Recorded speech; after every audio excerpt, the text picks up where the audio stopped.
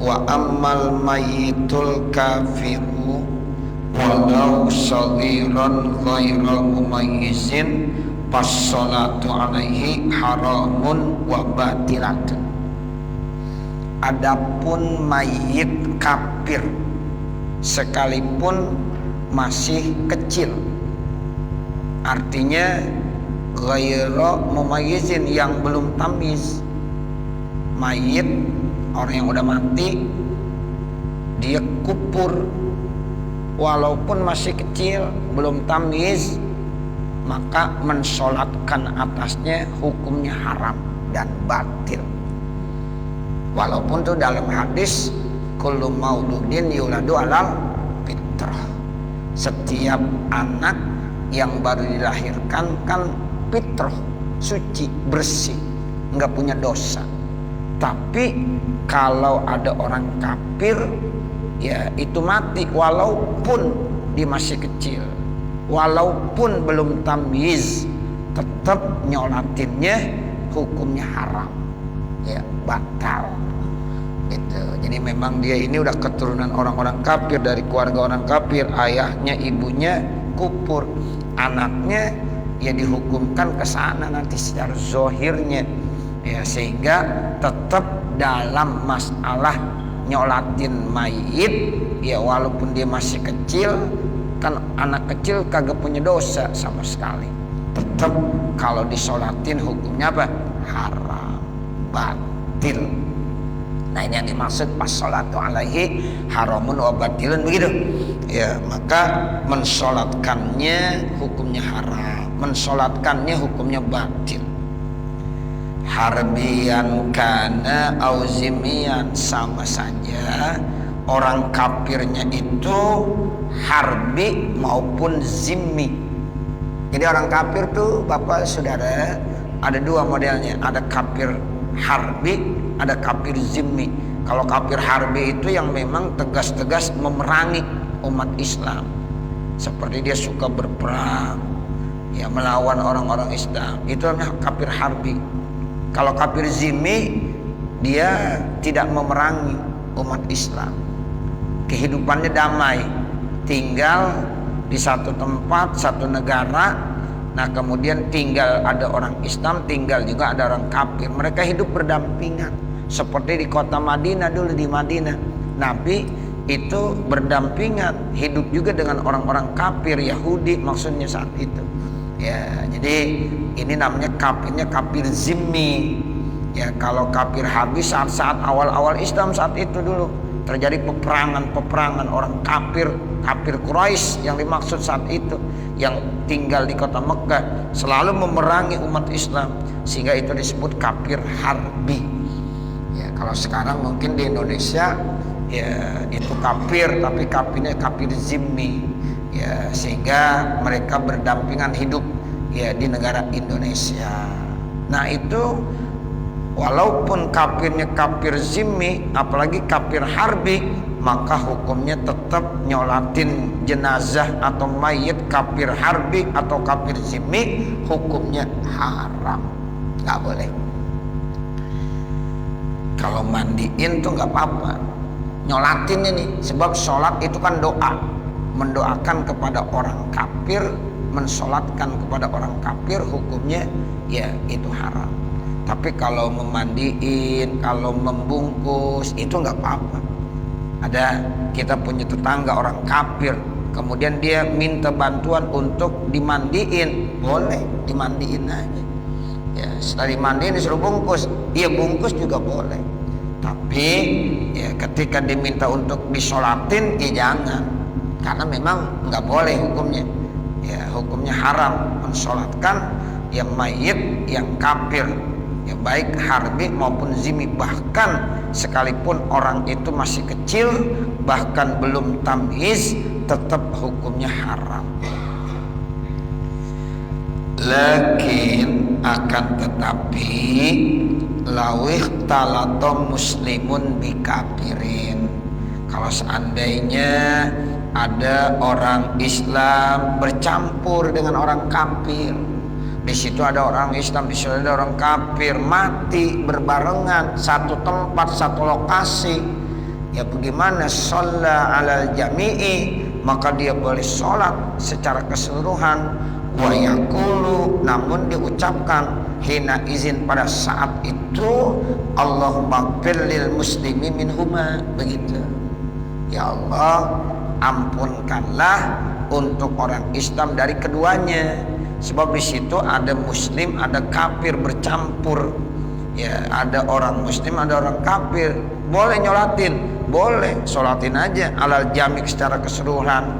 Tapi ketika kita berdoa, kita harus ta'inkan, ya Allah, ampunkanlah buat orang muslim dari keduanya.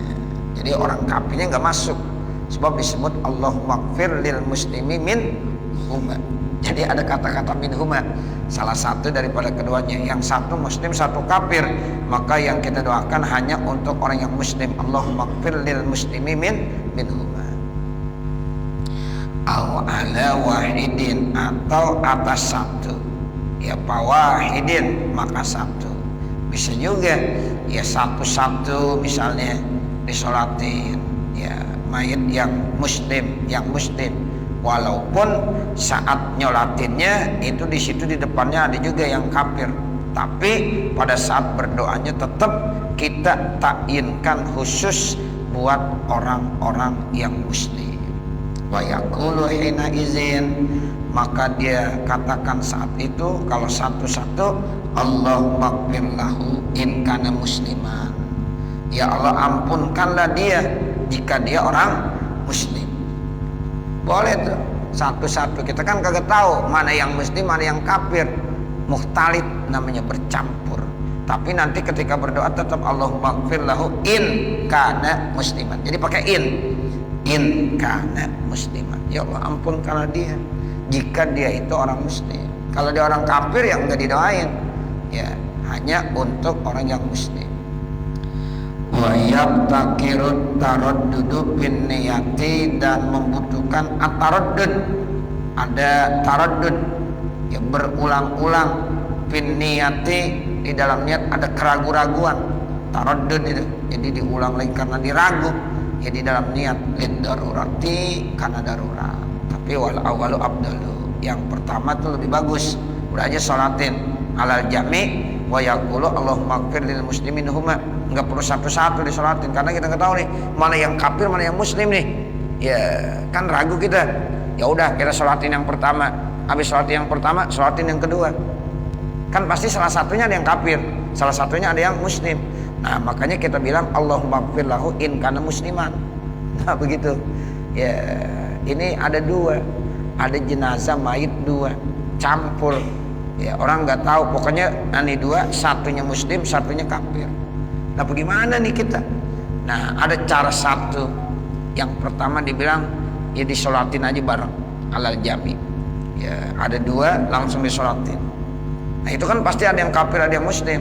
Tapi ketika berdoa Allahumma ighfir lil muslimi minhuma, ya Allah ampunkanlah bagi orang muslim di antara keduanya. Atau boleh juga cara yang kedua, satu-satu disolatinnya. Pertama dulu sholatin, terus yang kedua sholatin. Tapi ketika berdoanya Allahumma ighfir lahu in kana musliman. Walaupun nanti taraddud, dia ragu di dalam niat itu ragu. Ya lid darurah nggak apa-apa. Sebenarnya kan niat itu nggak boleh ragu, tapi dia ragu tetap masih boleh. Ini lid darurah karena memang mayitnya ada dua, cuma dikagak tahu. Yang jelas ada informasi yang satu muslim, yang satu kafir. Tapi dia nggak kenalin mana yang muslim, mana yang kafir. Nah begitu caranya. Ya walaupun seandainya ada keraguan-raguan di dalam niat, ya itu boleh lid darurah karena darurat. Tapi kata Imam Nawawi wal awwalu abdulu. Jadi yang pertama, model yang pertama itu abdul, lebih bagus. Artinya udah sholatin aja barengan dua-duanya. Ya, tapi nanti ketika berdoa Allahumma ighfir lil muslimin minhuma, enggak usah satu-satu. Ya disolatin langsung aja. Ya, tapi ketika berdoa tetap dibilang ya Allah ampunkan buat dirinya, buat tuh mayit, jika itu mayit yang muslim. berarti yang kafir enggak masuk.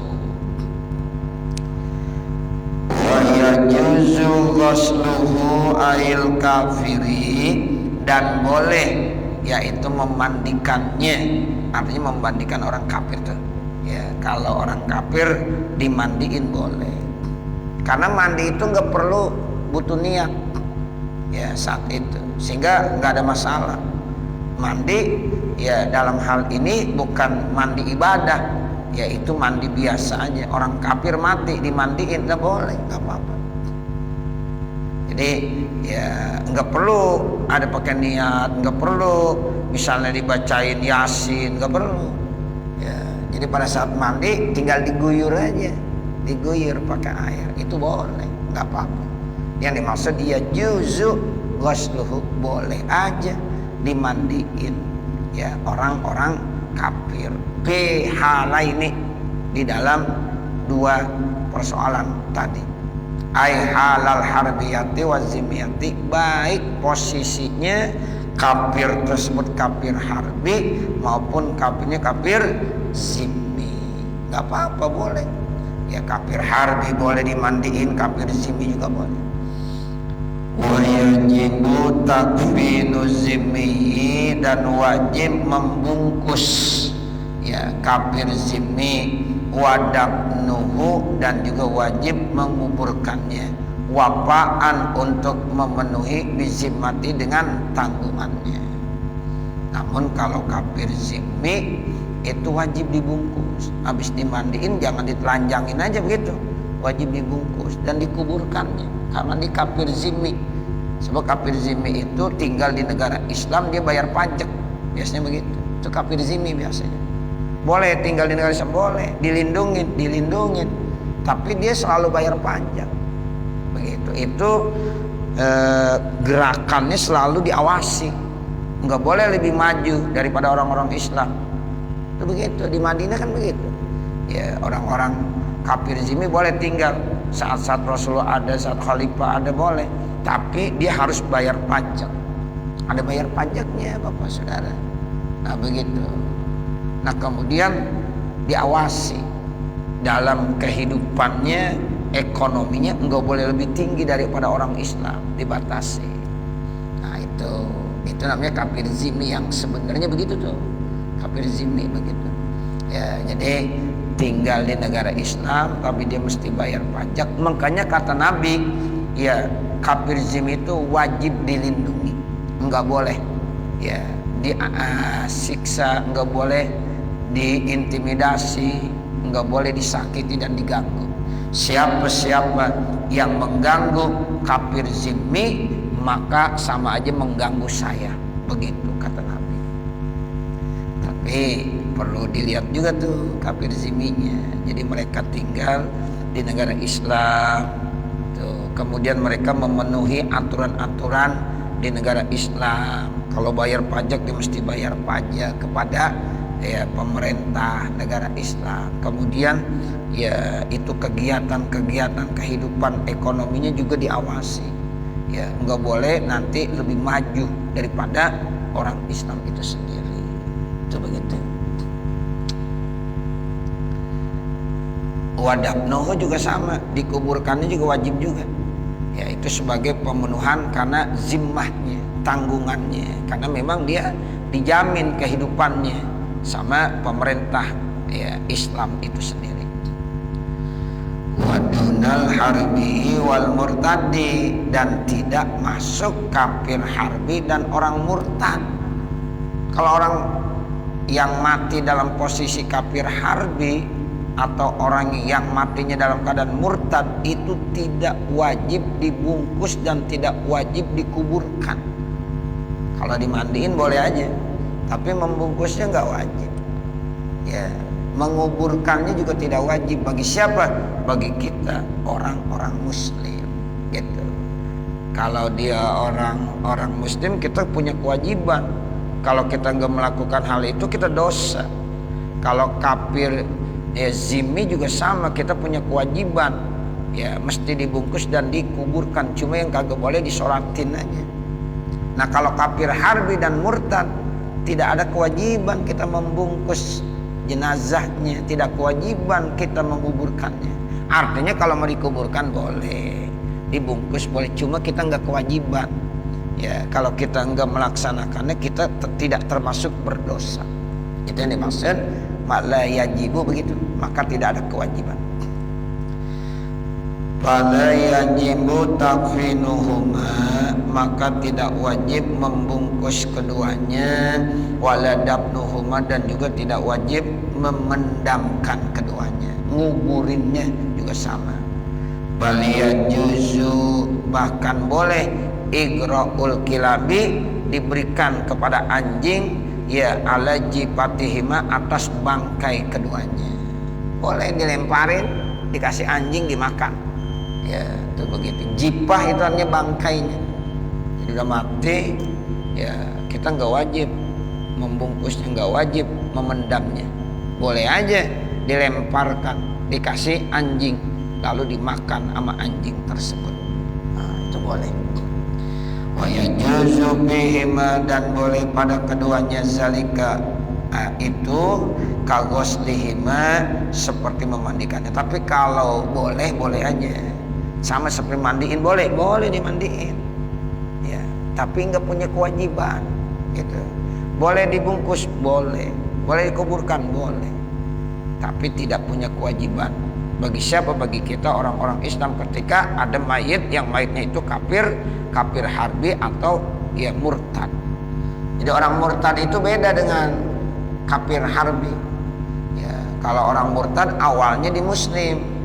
Nah, dari muslim itu dia pindah agama, ya, pindah agama, lalu disebutlah dia murtad. Nah, orang murtad ini hukumnya lebih berat sebenarnya dari orang kafir harbi itu sendiri.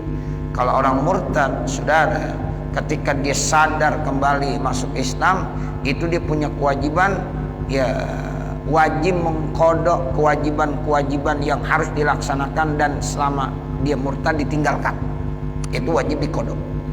Contohnya sholat yang ditinggalkan selama di murtad, maka wajib dikodok. Ada orang murtad, na'udzubillah min zalik, misalnya 1 minggu, ya, selama 1 minggu kan dia kagak sholat. Nah, itu 1 minggu sholatnya wajib dikodok. Kalau murtadnya selama 1 tahun, maka selama 1 tahun sholatnya wajib dikodok. Tapi kalau orang kafir beda. Kalau orang kafir masuk Islam, yughfar lahu ma qad salam, maka dosa-dosanya itu diampunkan sudah semuanya. Ya, nggak perlu dikodok sholatnya. Puasa Ramadannya selama puluhan tahun dia kagak puasa Ramadan, pas banget dia masuk Islam, sudah itu bebas sama sekali. Sholatnya selama dia kafir nggak pernah melaksanakan sholat, bebas sama sekali. Ada pemutihan secara besar-besaran. Nah, itu yang dimaksud yughfar lahu ma qad salat, begitu. Jadi orang kafir ketika masuk Islam, semua dosanya diampunkan oleh Allah, sehingga dia seperti kertas putih. Ya, itu begitu. Beda orang murtad. Orang murtad setahun, selama setahun wajib dikodok segala kewajiban yang pernah ditinggalkan selama di murtad. 5 tahun di murtad, selama 5 tahun. Jadi berat. Ya, orang yang murtad itu lebih berat daripada orang kafir. Nah, ini yang dimaksud, ya, ketika mati dalam kondisi murtad, maka dia tidak wajib dibungkus dan tidak wajib dikuburkan. Ya, jadi artinya kalau bangkainya dilemparkan lalu dimakan oleh anjing, itu masih dibolehkan.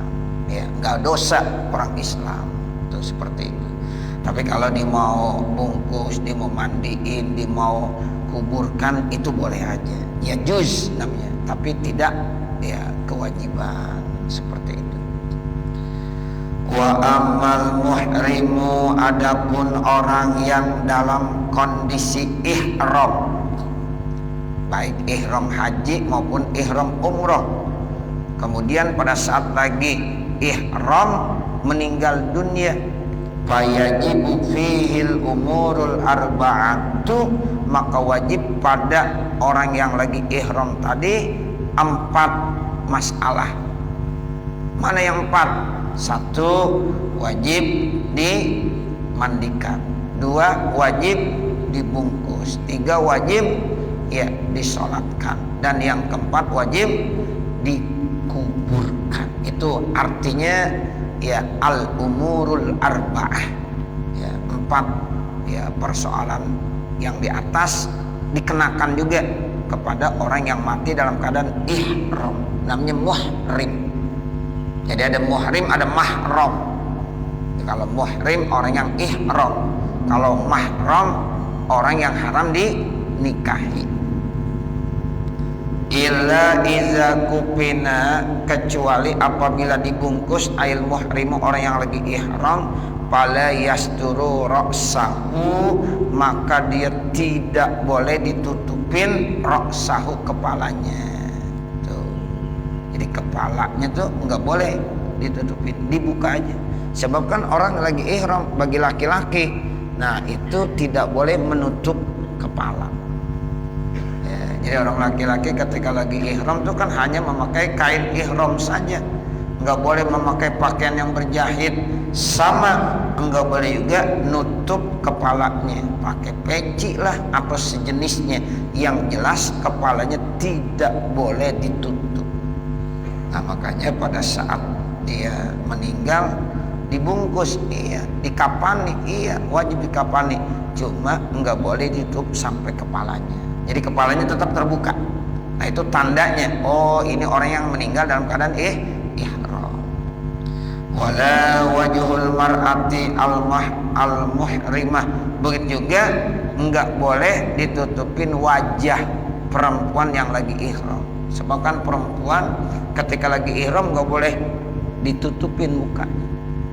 Ya, jadi orang perempuan harus tertutup semuanya dalam keadaan ihram, tapi mukanya enggak boleh. Pakai cadar makanya enggak boleh. Ya, jadi orang perempuan kalau lagi ihram itu enggak boleh pakai cadar. Ya, sebab kalau pakai cadar kan otomatis ketutup. Ya, itu dalam keadaan ihram tidak dibolehkan. Nah, nanti ketika orang perempuan meninggal dunia dalam keadaan ihram, nah itu tetap enggak boleh ditutup bagian mukanya sebagai tanda oh ini meninggalnya dalam keadaan ihram. Bagian yang lain tutup, tapi mukanya tidak boleh ditutup. Sama seperti dia lagi hidup sedang dalam keadaan ihram, maka mukanya tidak boleh ditutup. Jadi 2 tuh bedanya. Kalau yang laki-laki kepalanya nggak boleh ditutup. Ya. Kalau perempuan hanya bagian mukanya aja, yang lain tutup semuanya, cuma mukanya tidak boleh ditutup. Kenapa? Karena dalam keadaan ihram.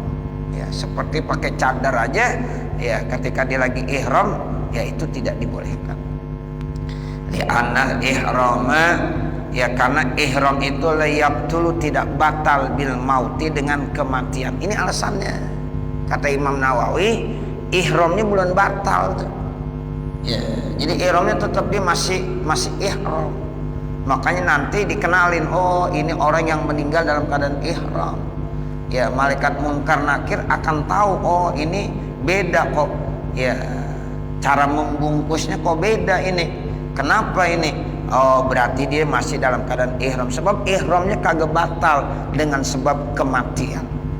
Ya, itu alasannya. Li'annal ihrama la yabtulu, karena ihramnya tidak batal bil mauti, disebabkan dengan kematian.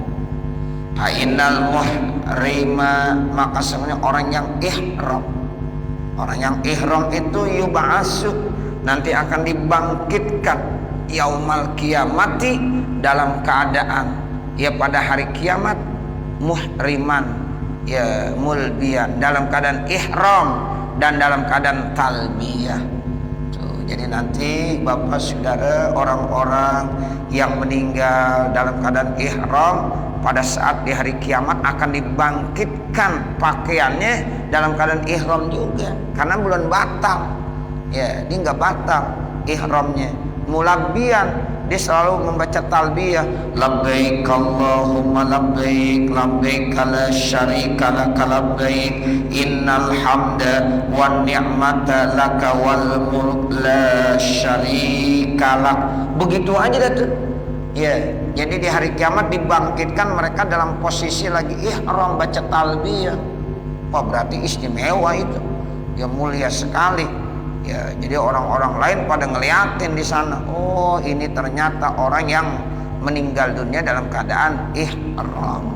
Sehingga dibangkitkan nanti di hari kiamat, posisinya pun dalam keadaan ihram, bahkan plus sambil baca talbiyah.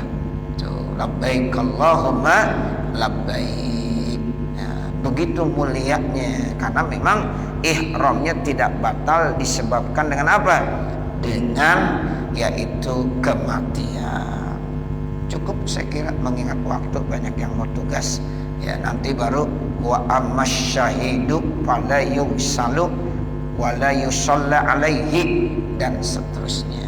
Ya, mudah-mudahan apa yang kita baca ada manfaatnya. Amin ya rabbal alamin. Bapak saudara, saya mohon besok ya tetap dia datang ya. Ya, jadi subuh ya, habis sholat subuh kita tetap datang. Ya, saya mau ya mungkin ada acara ya pengeluaran ya, walaupun secara sederhana nanti, karena 5:30 itu ya akan keluar. Jam 6 udah berangkat ya, jam 6 insya Allah nih saat-saat seperti ini udah berangkat nih. Jadi kita buat acara sekitar 15 menit ya, 15 menit ya, acara pelepasan ya. Mudah-mudahan ya Bapak Saudara bisa hadir besok ya, sekitar ya habis sholat subuh dah ya 5:20 lah. Nah, insya Allah kita akan mulai acaranya. Seperti itu Bapak Saudara. Mari sama-sama kita baca Fatihah. Mudah-mudahan ya apa yang kita baca ada manfaatnya. Wassallallahu ala sayyidina Muhammadin wa ala alihi wa sahbihi wasallam. Walhamdulillahi rabbil alamin. Al-Fatihah. A'udzu billahi minasyaitonir rajim. Bismillahirrahmanirrahim. Alhamdulillahi rabbil alamin. Arrahmanir rahim. Maliki yaumiddin. Iyyaka na'budu wa iyyaka nasta'in. Ihdinas siratal mustaqim. Siratal ladzina an'amta 'alaihim ghairil maghdubi 'alaihim waladdallin. Rabbi ighfirli wa liwalidayya amin. Bismillahirrahmanirrahim. Alhamdulillahi rabbil alamin.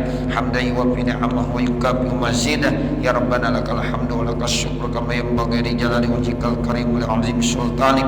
Subhanaka la nuhsi thana'an 'alaika kama asnaita 'ala nafsik, walakal hamdu hatta tarda. Allahumma shalli 'ala sayyidina Muhammad wa 'ala ali sayyidina Muhammad. Allahumma inna nas'aluka ridhaka wal jannah wa na'udzubika min sakhatika wan nar. Rabbana zalamna أنفسنا وإن لم تغفر لنا وترحمنا لنكونن من الخاسرين. ربنا آتنا في الدنيا حسنة وفي الآخرة حسنة وقنا عذاب النار. وصلى الله على سيدنا محمد وعلى آله وصحبه وسلم والحمد لله رب العالمين. والسلام عليكم ورحمة الله وبركاته.